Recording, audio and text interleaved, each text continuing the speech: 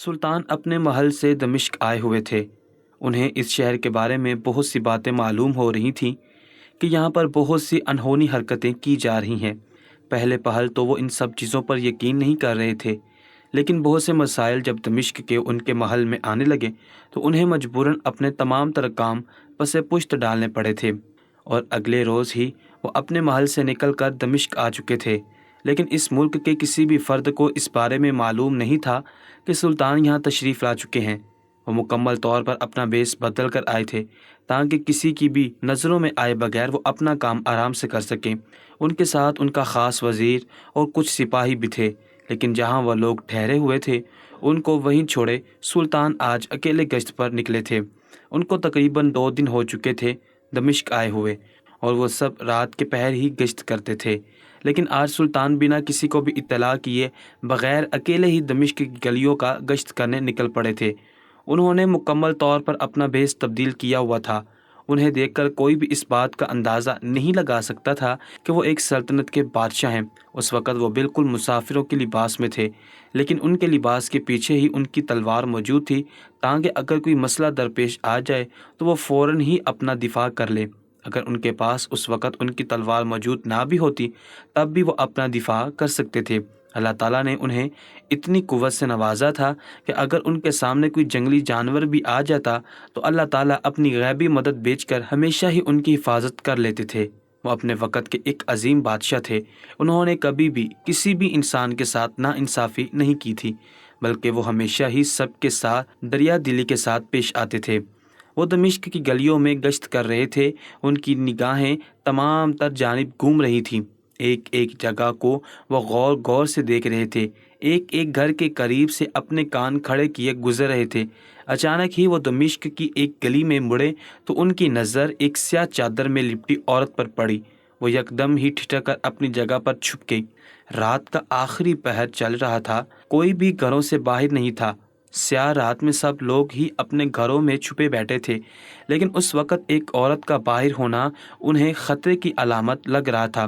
جو خبریں انہیں دمشق کے بارے میں معلوم ہو رہی تھی، اچانک ہی ان کا دماغ گھوڑے کی سپیڈ کی مانند دوڑنے لگا، اور وہ فوراً ہی اس گلی میں داخل ہو گئے۔ لیکن سامنے کا منظر دیکھ کر وہ اپنی جگہ پر ہی ٹھہر گئے تھے۔ انہوں نے سوچا بھی نہیں تھا کہ ایسا بھی دمشق میں ہوتا ہوگا۔ انہیں بہت سی باتوں کے بارے میں معلوم ہوا تھا، لیکن ایسا ہوتا دیکھ ان کے قدم زنجیر ہو چکے تھے، کیونکہ وہ عورت ایک گدھے کو ذبح کر چکی تھی۔ یہ بات تو سمجھ آتی ہے کہ بکرا، گائیں، بیل، بکری، ان تمام جانوروں کو ذبح کیا جا سکتا ہے، لیکن ایک گدھے کو ذبح کرنا ان کو حیرت میں مبتلا کر گیا تھا، اور ایک عورت کا یہ عمل کرنا ان کے لیے بہت حیران کن تھا۔ اس لیے وہ اپنی جگہ پر تھمے سے رہ گئے تھے۔ وہ عورت کافی صفائی سے اس گدھے کا گوشت کاٹ رہی تھی۔ اس نے تقریباً آدھا گوشت صفائی کے ساتھ بوٹی کی صورت میں کاٹ کر ایک پلیٹ کے اندر رکھ لیا تھا۔ وہ عورت اپنی جگہ سے کھڑی ہوئی اور چاروں جانب نگاہیں دوڑا کر دیکھنے لگی، اور جب اسے کوئی نظر نہ آیا تو اس پلیٹ کو اپنی چادر میں ڈھانپ کر وہ خاموشی سے ایک سیدھی گلی میں داخل ہو گئی۔ سلطان بھی فوراً ہی اس عورت کے پیچھے پیچھے خاموشی سے چلنے لگے۔ وہ حیران تھے کہ ایسے کون کرتا ہے، اور ایک گدھے کا گوشت پلیٹ میں ڈال کر لے کر جانا انہیں بہت زیادہ پریشان کر رہا تھا۔ نہ جانے وہ عورت کون تھی جو یہ عمل رات کے پہر کر رہی تھی۔ اس کے لیے انہوں نے چھان بین کرنا ضروری سمجھا تھا۔ انہیں دال میں بہت کچھ کالا نظر آ رہا تھا، یقیناً کچھ تو گڑبڑ تھی جبھی وہ عورت ایسا کام کر رہی تھی۔ وہ رات کے اس پہر وہ کچھ سمجھ نہیں پا رہے تھے کہ آخر سارا ماجرا کیا ہے۔ وہ عورت آگے پیچھے دیکھ کر چلتی جا رہی تھی۔ سلطان بھی خاموشی سے دبے قدموں اس کے پیچھے ہی تھے۔ وہ عورت اس جگہ سے کافی دور آ گئی تھی۔ یہ جگہ کافی پرانی سی معلوم ہو رہی تھی۔ سلطان نے چاروں جانب ایک دائرانہ نگاہ ڈالی۔ وہ عورت ایک کچے گھر میں داخل ہو گئی تھی۔ سلطان اس عورت کے اندر داخل ہوتے ہی اس کے پیچھے ہی اس کے گھر کے قریب آئے۔ سامنے ایک چھوٹا سا برآمدہ تھا، اور اس کے بالکل عین سامنے کمرہ تھا جس کے اوپر جالی نما پردہ ڈلا ہوا تھا۔ باہر سے ہی معلوم ہو رہا تھا کہ اندر ایک چراغ جل رہا ہے۔ وہ عورت کمرے کے اندر جا چکی تھی، اس لیے سلطان بھی آگے پیچھے نظر ڈال کر گھر کے اندر داخل ہو کر اس کمرے کے قریب آگے تھے جہاں وہ عورت گئی تھی۔ سلطان نے دھیرے سے وہ جالی نما پردہ سائڈ پر کیا اور اندر جھانکنے لگے۔ سامنے کا منظر دیکھ کر ان کے رونگٹے کھڑے ہو گئے تھے اور بے ساختہ ان کے منہ سے چیخ بلند ہو گئی تھی۔ ان کے ذہن و گمان میں بھی نہیں تھا کہ دمشق میں بھی ایسا کام ہوتا ہوگا، جبکہ ان کی چیخ سے وہ عورت فوراً ہی ہوشیار ہوئی تھی اور باہر کی جانب متوجہ ہوئی۔ اور کون ہے کی صدائیں بلند کر کے اپنے تمام تر کام چھوڑ کر فوراً ہی باہر آ گئی تھی، جبکہ سلطان اس عورت کو باہر آتا دیکھ فوراً ہی دیوار کی اوٹ میں ہو گئے تھے، کیونکہ وہ ابھی اس عورت کی نگاہوں میں نہیں آنا چاہتے تھے۔ اس عورت نے برآمدے میں آ کر اچھے سے جائزہ لیا، لیکن جب اسے کوئی نظر نہیں آیا تو اپنا سر جھٹک کر واپس وہ اپنے کمرے میں چلی گئی تھی۔ سلطان ایک بار پھر اس کمرے کے اندر جھانک کر دیکھنے لگے تھے، لیکن ان کا دل عجیب سی کیفیت کا شکار ہو گیا تھا۔ ان کے ذہن و گمان میں بھی نہیں تھا کہ وہ عورت ایسا کام کرے گی۔ ان کا ایک پل کو تو دل چاہا کہ وہ اندر جا کر اس سارے معاملے کی جانچ پڑتال ابھی ہی کر لیں، لیکن کچھ سوچ کر وہ واپس وہاں سے پلٹ گئے تھے، کیونکہ وہ عورت اکیلی تھی اور رات کے پہر ایک مرد کا اس کے گھر میں جانا اس عورت کے کردار کو مشکوک ثابت کر سکتا تھا، اور وہ ایسا کبھی نہیں چاہتے تھے کہ ان کی وجہ سے کسی عورت پر انگلی اٹھائی جائے۔ اس لیے انہوں نے وہاں سے جانے ہی میں عافیت جانی۔ وہ واپس اپنے حجرے میں آ چکے تھے۔ یہ لوگ دمشق میں ایک خفیہ جگہ پر ٹھہرے ہوئے تھے۔ یہ جگہ دمشق کی مسجد کے بالکل پیچھے موجود تھی۔ اس بات کے بارے میں صرف یہاں کے امام کو معلوم تھا کہ کچھ مسافر جوان یہاں پر ٹھہرے ہوئے ہیں، ورنہ سلطان نے کسی کو بھی اس بات کی بھنک بھی پڑنے نہیں دی تھی کہ وہ وہاں پر موجود ہیں۔ حجرے میں داخل ہو کر انہوں نے ایک طائرانہ نگاہ سے اپنے وزیر اور سپاہی کو دیکھا جو آرام کی نیند سو رہے تھے۔ وہ اپنے بستر پر لیٹ چکے تھے، لیکن ان کی سوچوں کا رخ اس عورت کی جانب ہی تھا۔ دمشق میں آئے انہیں 2 دن ہو چکے تھے، لیکن ایسی کوئی بھی کارروائی ان کے سامنے نہیں آئی تھی جس سے وہ ٹھٹکتے، لیکن آج رات جو دیکھ چکے تھے اس وجہ سے ان کی آنکھوں سے نیند کوسوں دور تھی۔ پوری رات ان کی کروٹ بدلتے بدلتے گزر چکی تھی۔ صبح طلوع آفتاب ہوتے ہی وہ اپنے بستر سے نکلے اور فجر کی نماز ادا کی۔ تمام سپاہی اور وزیر بھی جاگ چکے تھے اور اگلے حکم کے منتظر تھے۔ سلطان نے سب کی جانب دیکھا اور بلند آواز میں کہنے لگے، ہمیں یہاں مزید کچھ دن رکنا پڑے گا۔ اگر آپ لوگ واپس جانا چاہتے ہیں تو ہماری جانب سے اجازت ہے، کسی کو بھی مجبوری کے تحت یہاں رکنے کی ضرورت نہیں ہے۔ ہمیں یہاں مزید کچھ دن لگیں گے، باقی وزیر آپ ہمارے ساتھ ہی ٹھہریں گے۔ انہوں نے 2 ٹوک بات کی اور خاموش ہو گئے، جبکہ سب حیران تھے کہ سلطان کا ارادہ تو دمشق میں صرف 3 دن رہنے کا تھا، لیکن سلطان کے یہ کہہ دینا کہ وہ مزید کچھ روز یہاں ٹھہریں گے تو وہ سب ہی حیران ہو کر سلطان کو دیکھ رہے تھے۔ سلطان کا وزیر ان کے قریب ہوا اور ادب سے کہنے لگا، سلطان معظم، سب خیریت تو ہے؟ رات آپ شاید اکیلے ہی گشت پر گئے تھے۔ آپ کے نکلتے ہی میری آنکھ کھلی تھی، لیکن آپ بستر پر موجود نہیں تھے۔ میں کافی دیر تک دمشق کی گلیوں میں نکلا تھا، لیکن آپ مجھے کہیں بھی نظر نہیں آئے تھے، اس لیے میں ہی ایک پھیرا مار کر واپس آ گیا تھا۔ کافی دیر تک جا کر میں آپ کا انتظار کرتا رہا، لیکن آپ نہیں آئے تھے، اس لیے میں واپس سو گیا تھا۔ ویسے سلطان معظم، کوئی مسئلہ پیش آ گیا ہے تو آپ مجھے بتا سکتے ہیں۔ انہوں نے ایک نظر اپنے سپاہیوں کو دیکھا اور اشارے سے باہر جانے کے لیے کہہ دیا، جبکہ تمام سپاہیوں نے ایک دوسرے کی جانب دیکھا اور فوراً ہی اس حجرے سے نکل گئے۔ ان کے جاتے ہی سلطان اپنے وزیر کی جانب متوجہ ہوئے اور کہنے لگے، جس بات کا ہمیں ڈر تھا وہی ہوا۔ دمشق بہت برے حالات میں ہے، ہمیں پہلے ہی قدم اٹھا لینا چاہیے تھا۔ ہمیں اس طریقے سے لاپرواہی کا مظاہرہ نہیں کرنا چاہیے تھا۔ ہمیں اندازہ نہیں تھا کہ دمشق میں یہ سب کام بھی ہو رہے ہوں گے، جبکہ ان کے لہجے میں وزیر کو بہت کچھ غلط ہونے کا اندیشہ ہو چکا تھا۔ وہ سلطان کی جانب دیکھتے ہوئے کہنے لگا، سلطان معظم، سب خیریت تو ہے؟ آخر آپ نے رات کو ایسا کیا دیکھ لیا جس کی وجہ سے آپ ایسی باتیں کر رہے ہیں؟ سلطان کہنے لگے، کل رات کو جب میں بیس بدل کر گلیوں میں گشت کر رہا تھا تو میں کافی دور نکل چکا تھا۔ یہ بول سکتے ہیں کہ میں دمشق کے آخری کونے میں تھا۔ وہاں پر میں نے ایک عورت کو دیکھا، وہ گدے کا گوشت کاٹ رہی تھی اور دھیرے دھیرے وہ ساری رودات اپنے وزیر کو بتاتے چلے گئے، جبکہ وہ بھی آنکھیں پھاڑ ان کی ساری باتوں کو حیرت سے سن رہا تھا۔ وہ کہنے لگا، سلطان معظم، معاملہ تو بہت زیادہ خراب ہو چکا ہے، ہمیں فوراً ہی یہاں کے قاضی سے ملنا چاہیے۔ ان کی موجودگی میں یہاں پر یہ کام کیسے ہو رہا ہے اور اس چیز کی خبر ان کو کیوں نہیں ہے؟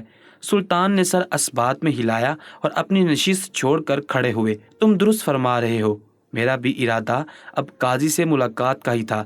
اس کے بعد ہی میں اس عورت سے مل کر تمام کہانی کے بارے میں جاننا چاہتا ہوں کہ آخر وہ گدھے کا گوشت کیوں استعمال کر رہی ہے اور ایسی حرکتیں کیوں کر رہی ہے جس سے جانی نقصان بھی ہو سکتا ہے۔ اس لیے ہمیں مزید 2 دن یہاں پر ٹھہرنا ہوگا۔ اگر سپاہی واپس محل جانا چاہتے ہیں تو ان کو روانہ کر دو۔ میں اور تم یہاں پر ٹھہر کر سارے معاملات کی اچھے سے چھان بین کر کے پھر ہی محل کی جانب روانہ ہوں گے۔ وزیر سر اسبات میں ہلا کر حجرے سے باہر چلا گیا، جبکہ سلطان اپنی جگہ پر بیٹھ کر واپس سے تمام چیزوں کی کڑی سے کڑی جوڑنے لگے۔ وہ پہلے بھی کئی بار دمشق آ چکے تھے، لیکن ایسی کہانی انہیں کبھی بھی دیکھنے کو نہیں ملی تھی جو رات کو وہ دیکھ چکے تھے۔ وہ منظر دیکھ کر ان کو بھی سمجھ نہیں آ رہا تھا کہ کیسا رد عمل ظاہر کرے۔ ابھی بھی وہ منظر ان کی آنکھوں کے سامنے آ رہا تھا تو ان کے رونگٹے کھڑے ہو رہے تھے۔ تھوڑی دیر بعد ہی وزیر حجرے میں واپس آیا اور سلطان کے سامنے ادب سے کھڑے ہو کر کہنے لگا، سلطان معظم، میں نے سپاہیوں کو جانے کے لیے کہا ہے لیکن وہ انکار کر رہے ہیں۔ ان کا کہنا ہے کہ وہ ہم لوگوں کے ساتھ ہی واپس جائیں گے۔ ایسے آپ کو اور مجھے تنہا چھوڑ کر وہ لوگ واپس جانا نہیں چاہتے۔ سلطان یہ بات اچھے سے جانتے تھے کہ ان کے وزیر اور ان کے سپاہی کتنے وفادار ہیں۔ ہر مشکل وقت میں وہ ان کے ساتھ ہوتے تھے۔ یہ سن کر سلطان دھیما سا مسکرائے اور اپنی جگہ سے کھڑے ہو کر کہنے لگے، ٹھیک ہے، ان سب کو بھی یہاں ٹھہرنے کی اجازت دے دو اور فوراً ہی معلوم کرو کہ قاضی لوگوں کے مسائل سننے کے لیے کب کب بیٹھتا ہے، اور اس کے کردار کے بارے میں بھی معلوم کرو کہ وہ قاضی کیسا انسان ہے۔ آخر کو اسے دمشق کے مسائل سننے کے لیے چھوڑا گیا ہے۔ اگر ذرا برابر بھی اس میں کھوٹ نکلا تو اس کو تو آج ہم اچھے سے سبق سکھائیں گے۔ ان کی آنکھوں میں کسی بھی چیز کا تاثر نہیں تھا، لہجہ کافی سرد تھا۔ وزیر نے سر اسبات میں ہلایا اور واپس حجرے سے نکل گیا، جبکہ سلطان حجرے کے اندر ہی ٹہلنے لگے۔ جبکہ ان کی پریشانی حد سے سوا تھی، وہ کسی بھی طور پر اس عورت کی مدد کرنا چاہتے تھے، اس کو اس کام سے ہر حال میں روکنا چاہتے تھے، لیکن اس سے پہلے وہ تمام تر حقیقت کو معلوم کرنا چاہتے تھے کہ آخر وہ عورت یہ کام کیوں کر رہی ہے۔ وہ چاہتے تو اس عورت کو بلا کر تمام تفصیل پوچھ سکتے تھے، لیکن پہلے ہی وہ ساری حقیقت جاننا چاہتے تھے۔ اس کے بعد ہی وہ اس عورت سے ملاقات کرتے۔ وزیر صبح کا نکلا، دوپہر کے وقت حجرے میں داخل ہوا تھا۔ سلطان حجرے میں موجود نہیں تھے، وہ مسجد میں جا کر نماز ظہر ادا کر رہے تھے۔ وہ بھی فوراً ہی اپنے سپاہیوں کے ہمراہ مسجد میں داخل ہوا اور نماز ظہر ادا کر کے ایک کونے میں بیٹھ گیا۔ سلطان ہمیشہ ہی ظہر کی نماز کے بعد اللہ تعالیٰ کے ناموں کی تسبیح کیا کرتے تھے۔ تھوڑی دیر بعد جب اللہ تعالیٰ کی عبادت سے فارغ ہوئے تو ان کی نظر کونے میں بیٹھے اپنے وزیر اور سپاہیوں پر گئی۔ وہ ایک شان سے چلتے ہوئے ان لوگوں کے قریب گئے اور ان کے پاس ہی بیٹھ گئے۔ دھیرے دھیرے وزیر ان کو قاضی کے بارے میں بتانے لگا کہ وہ کیسا انسان ہے اور کس طریقے سے وہ لوگوں کے مسائل حل کر رہا ہے۔ جیسے جیسے وزیر قاضی کے کردار اور اس کی حقیقت کے بارے میں سلطان کو بتاتا جا رہا تھا، ان کے ماتھے پر شکنوں کے جال بچھتے جا رہے تھے۔ انہیں سمجھ نہیں آ رہا تھا کہ وہ اس وقت کیا کر جائیں۔ ان کے چہرے کے غزلات ہی بتا رہے تھے کہ اس وقت وہ کس قدر غصے کے عالم میں بیٹھے ہوئے تھے۔ سلطان ہی جانتے تھے کہ اس وقت وہ اپنا غصہ کس طریقے سے قابو کر سکتے تھے۔ وزیر مزید کچھ کہتا کہ سلطان اپنی نشست سے اٹھے اور کہنے لگے، فوراً ہی ہمیں قاضی کے پاس لے کر چلو۔ ہمیں وہاں جا کر براہ راست اس انسان کی حقیقت کو معلوم کرنا چاہیے، اس کے بعد ہی ہم آخری فیصلے پر پہنچیں گے۔ وہ یہ بول کر چند منٹ کے لیے خاموش ہوئے اور ایک گہری سانس لے کر کہنے لگے، کیا پتہ جو باتیں تمہیں معلوم ہوئی ہیں وہ غلط ہوں اور تمہیں قاضی کی جانب سے گمراہ کیا گیا ہو، اسی لیے ہم بنا کسی کی بھی سنی سنائی باتوں پر یقین نہیں کریں گے۔ وزیر نے سر اسبات میں ہلایا اور سلطان کے ساتھ قاضی کے پاس پہنچ گئے۔ قاضی کے دربار کے آگے کافی بھیڑ سی لگی ہوئی تھی اور دربار کا دروازہ بند تھا، جبکہ یہ سب کچھ دیکھ کر سلطان عجیب سی کیفیت کا شکار ہو گئے تھے۔ سورج سر پر تھا، ظہر کے بعد عصر کا وقت ہونے والا تھا اور ابھی تک دربار کا دروازہ بند تھا۔ یہ بات سلطان کو بہت ناگزیر گزری تھی۔ کافی دیر تک وہ وہیں پر ٹھہر کر انتظار کرنے لگے کہ کیا پتہ دروازہ کھول دیا جائے، لیکن ان کا انتظار رائگا گیا تھا اور دروازہ بند کا بند ہی تھا۔ وہ ایک آدمی کے پاس گئے اور کہنے لگے کہ تم لوگ اتنی بھیڑ لگا کر یہاں پر کیوں کھڑے ہو؟ اندر جا کر اپنا مسئلہ قاضی کو کیوں نہیں بتا رہے اور یہ دروازہ کیوں بند ہے؟ وہ آدمی سلطان کی بات سن کر کافی نفرت امیز لہجے میں کہنے لگا، قاضی کو کیا ہی مسئلہ بتائیں، ہماری تو زندگی اس قاضی نے خراب کر رکھی ہے۔ جب بھی اس کے پاس مسائل لے کر پہنچتے ہیں اس کے پاس وقت ہی نہیں ہوتا، نہ جانے کن کاموں میں مصروف رہتا ہے۔ ایک بار بس سلطان کے محل جانا ہو جائے، ان کے دربار میں جا کر ان سے شکایت کرنی ہے۔ ہم تو کافی پریشان آ چکے ہیں، یہ دروازہ رات تک نہیں کھلے گا، یہ دروازہ ایسے ہی بند رہے گا اور ہم سب ہر روز کی طرح مایوس ہو کر یہاں سے لوٹ جائیں گے۔ وہ آدمی کافی دیر سے وہاں دھوپ میں کھڑا ہوا تھا، اس لیے غصے سے پھنکا رہا تھا۔ سلطان کو ساری حقیقت معلوم ہو رہی تھی کہ آخر یہ قاضی ہی ساری مصیبت کی جڑ ہے۔ وہ خاموشی سے بنا کسی کو بھی سمجھنے کا موقع دیے بغیر قاضی کی عدالت میں داخل ہو گئے تھے۔ پہرے داروں نے انہیں روکنے کی کوشش کی تھی، لیکن جب انہوں نے اپنی تلوار دکھائی تو وہ لوگ چپ چاپ پیچھے ہٹ چکے تھے۔ ان کے ساتھ ان کا وزیر بھی تھا۔ وہ لوگ قاضی کے دربار میں داخل ہوئے تو وہاں تو ایک الگ ہی سما بندھا ہوا تھا۔ قاضی کروفر سے اپنی نشست پر براجمان تھا، جبکہ اس کے بالکل سامنے دو حسین دوشیزائیں رقص کر رہی تھی۔ یہ منظر دیکھ کر سلطان نے غصے کے عالم میں اپنی مٹھیاں بھینچیں۔ اتنی بھیڑ باہر دھوپ میں جمع تھی، لوگ اپنے مسائل بتانا چاہتے تھے، ان کے حل نکلوانا چاہتے تھے، لیکن یہاں پر قاضی عیاشی کر رہا تھا۔ یہ منظر دیکھ کر ان کا خون کھول چکا تھا۔ وہ غصے کے عالم میں گرجتے ہوئے کہنے لگے، یہ کیا تماشا لگایا ہوا ہے؟ ان کی آواز میں اتنا جاہ و جلال تھا کہ تمام رقص چند سیکنڈ میں ہی بند ہو گیا تھا، جبکہ قاضی بھی اپنی جگہ سے ہڑبڑا کر اٹھا تھا۔ وہ سامنے دو فردوں کو دیکھ کر غصے سے دھاڑتے ہوئے کہنے لگا، کس کی اجازت سے تم لوگ اندر آئے ہو؟ ابھی کہلوایا ہے نا، ملاقات کا وقت نہیں ہے، تھوڑی دیر باہر ہی کھڑے ہو کر انتظار کرو، جاؤ یہاں سے، دفع ہو جاؤ۔ سلطان نے ماتھے پر بل ڈال کر اس خبیث قاضی کو دیکھا اور کہنے لگے، اگر ہم نہ جائیں تو تم کیا کر لو گے؟ ان کا اندیشہ تیش دلانے والا تھا، جبکہ قاضی اپنی نشست سے اٹھ کر فوراً ہی اپنے شاگرد کو حکم دینے لگا کہ اس بدبخت آدمی کو قدموں تلے زمین بوس کرو۔ اور اس کی ہمت کیسے ہوئی ہمارے سامنے اتنی اونچی آواز میں بات کرنے کی؟ جیسے ہی ان کے شاگرد قاضی کا حکم ملتے ہی سلطان کی جانب بڑھے، انہوں نے فوراً ہی اپنے میان سے تلوار نکالی اور اس شاگرد کے گلے پر رکھ دی۔ جبکہ یہ منظر دیکھ کر وہ دونوں رقصائیں سہم کر ایک کونے میں ہو چکی تھی، جبکہ قاضی بھی گھبرا چکا تھا۔ وہاں موجود تمام لوگ اپنی اپنی جگہ سے کھڑے ہو گئے تھے۔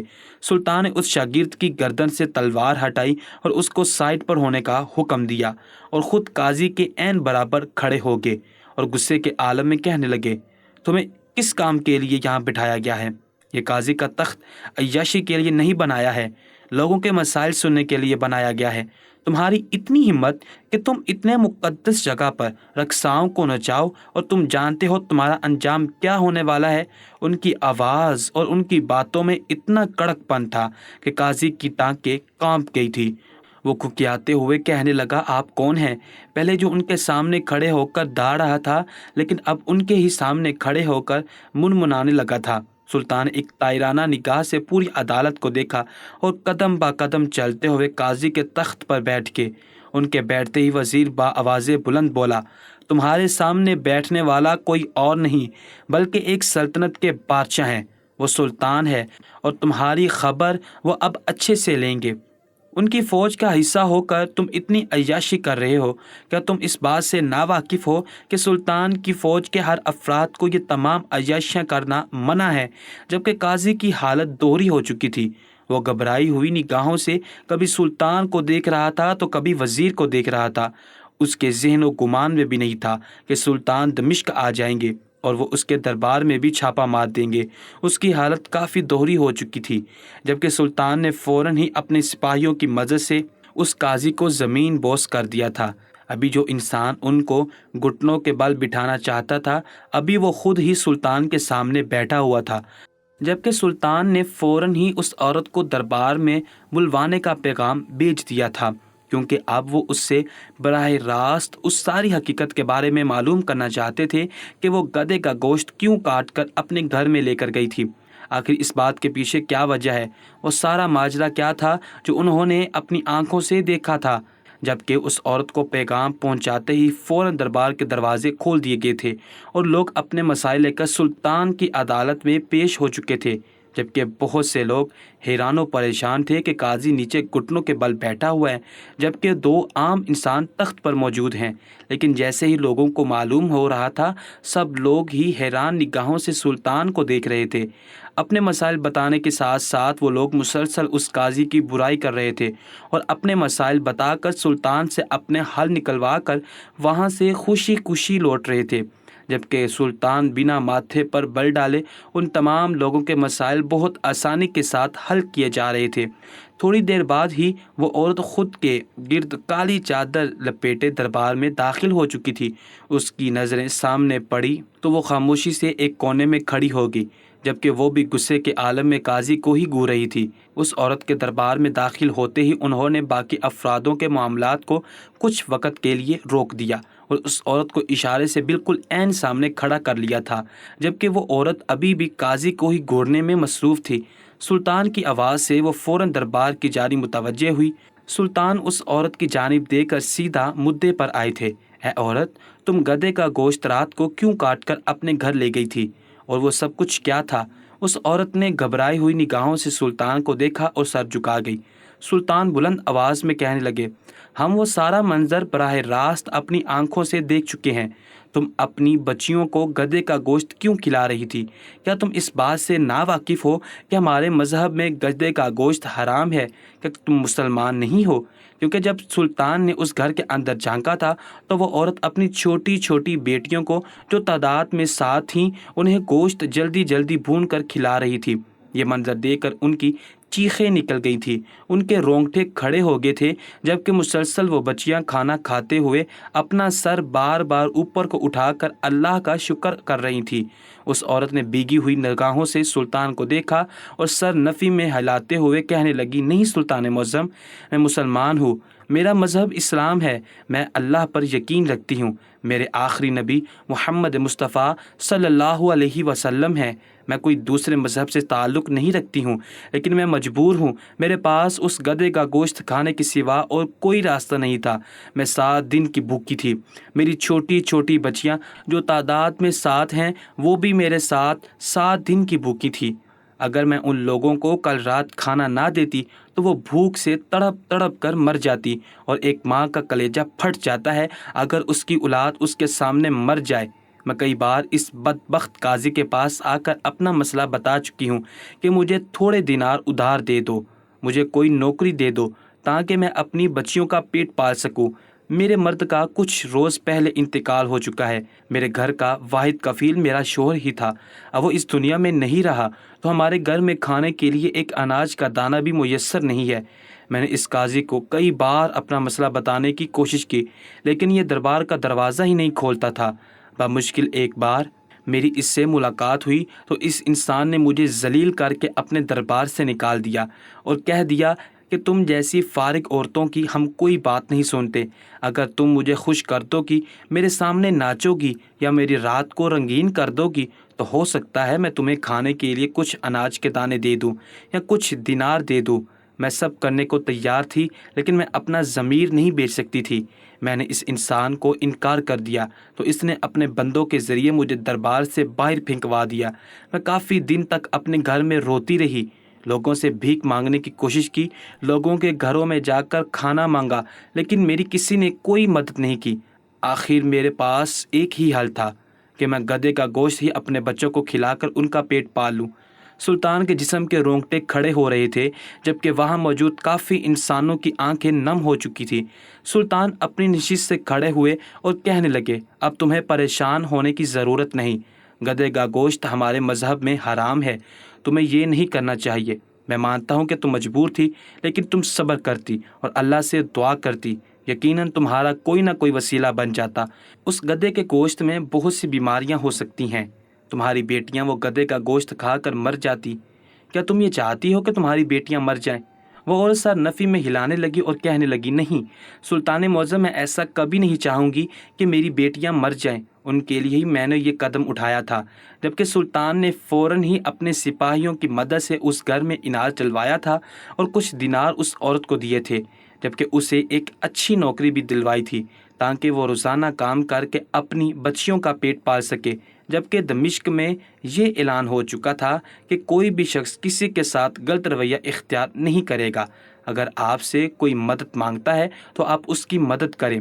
اگر کسی شخص نے سامنے والے کی مدد کرنے سے انکار کیا تو اس شخص کو سلطان سزا دے گا، جبکہ اس قاضی کو سلطان نے قید خانے میں بند کر دیا تھا اور اس کے تخت پر ایک نیا قاضی بٹھایا گیا تھا جو ایمانداری کے ساتھ لوگوں کا انصاف کر رہا تھا۔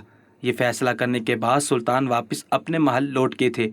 اس واقعے سے یہ بات ثابت ہوتی ہے، ہمارے تختہ دار اگر اچھے نہ ہو تو رعایا کسی بھی حال سے گزر جاتی ہے، اور اگر یہی ہمارے تختہ دار اچھے ہوں تو ہم ایک اچھی سلطنت قائم کر سکتے ہیں۔ لوگوں کی مدد کرنی چاہیے اور کسی کو بے وجہ دھتکارنا نہیں چاہیے، تاکہ اگلی بار جب آپ کو کسی کی مدد کی ضرورت ہو تو دوسرا آپ کی مدد کرتے ہوئے کبھی نہ کترائے۔